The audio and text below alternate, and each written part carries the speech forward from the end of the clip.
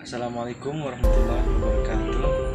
Nama saya Muhammad Udin dari jurusan PAI Lokal E Angkatan 2020. Saya ingin menyampaikan materi tentang dampak teknologi terhadap sumber daya alam dan industri. Adanya sumber daya alam, baik biotik maupun abiotik, yang dapat memudahkan kebutuhan manusia untuk memanfaatkannya, ditambah dengan adanya kemajuan teknologi yang ada pada saat ini. Pada hakikatnya, teknologi merupakan alat untuk membantu manusia dalam mencapai tujuan secara ilmiah. Semakin besar teknologi yang diciptakan dan dikembangkan, semakin besar juga dampak yang berisik, polusi dan pencemaran yang dihasilkan, seperti limbah pabrik industri yang akan mencemari lingkungan, baik yang berupa padat, cair, maupun gas. Hal ini terjadi karena tidak ada penanganan yang tepat serta penggunaan teknologi yang baik. Tetapi, walau bagaimanapun, perkembangan teknologi yang semakin maju dapat dimanfaatkan dalam berbagai bidang yang dapat membantu kehidupan manusia. Berikut contoh-contoh pemanfaatan teknologi kita terhadap sumber daya alam. Minyak bumi. Minyak bumi merupakan sumber daya alam yang paling utama dalam memenuhi kebutuhan energi dunia. Semua mesin kendaraan seperti mobil, kereta api, kapal laut, pesawat, dan lain sebagainya menggunakan minyak bumi sebagai bahan bakar. Minyak bumi merupakan sumber daya alam yang tidak dapat diperbaharui. Minyak bumi terbentuk dari fosil yang terbentuk secara alami dalam proses jutaan tahun lamanya. Batu bara.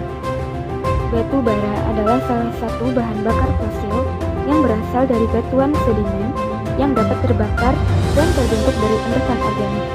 Umumnya adalah sisa-sisa tumbuhan dan terbentuk melalui proses pembatu bara. Unsur-unsur utamanya terdiri dari karbon, hidrogen, dan oksigen. Batu bara memiliki sifat-sifat fisika dan kimia yang kompleks yang dapat ditemui dalam berbagai bentuk. Bukan batu bara dari situ tingkat akibatnya adanya penyerahan batu bara ini adalah suatu zat cair yang tidak mempunyai bau dan warna serta terdiri dari hidrogen dan oksigen. Air bisa digunakan untuk kita kerja, sehingga air merupakan zat yang paling penting bagi semua bentuk dalam kehidupan tumbuhan, hewan, dan manusia. Air dapat berupa air tawar dan air asin atau air laut, yang merupakan bagian terbesar di muka bumi. Air merupakan sumber daya alam yang dapat diperbaharui, artinya setelah dipakai dapat dibersihkan kembali. Namun pembersihan itu tidak selalu dapat sempurna, sehingga lambat laun air bersih ini semakin lama semakin menurun jumlah dan kualitasnya, sehingga jumlah air yang ada di muka bumi ini relatif konstan, meskipun air mengalami pergerakan arus, tersirkulasi karena pengaruh cuaca dan juga mengalami perubahan bentuk. Hutan. Hutan merupakan suatu kesatuan ekosistem berupa hamparan lahan yang berisi sumber daya alam hayati yang didominasi pepohonan dalam persekutuan alam yang satu dengan yang lainnya tidak dapat dan mempunyai manfaat yang nyata bagi kehidupan dan kehidupan bagi bangsa Indonesia, baik manfaat ekologi, sosial budaya, akan tetapi dengan adanya teknologi modern yang dapat mengakibatkan sumber daya alam tersebut menjadi tidak berdaya atau tidak dapat diperbaharui. Misalnya pembabatan hutan yang semena-mena mengakibatkan tunas muda atau tumbuhan mati dan tak akan tumbuh lagi. Tanah adalah lapisan permukaan bumi yang berasal dari material tinggi yang telah mengalami proses lanjut karena adanya perubahan alam di bawah pengaruh air, udara dan macam organisme baik yang masih hidup maupun yang sudah mati. Tanah dibiarkan dalam keadaan kosong dan terkena erosi secara terus-menerus, maka tanah akan menyebabkan kerusakan atau tanah tersebut tidak dapat dipergunakan lagi sebagai lahan pertanian.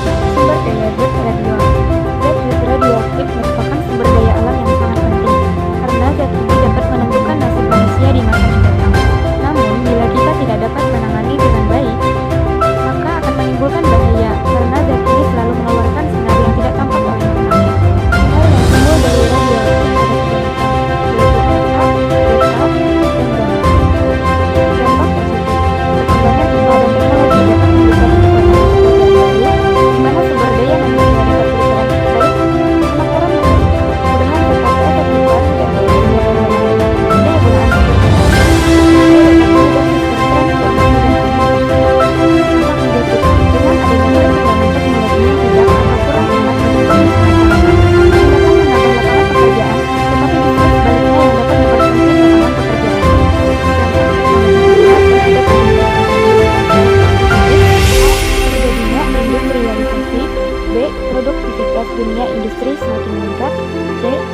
Tantangan dalam dunia kerja.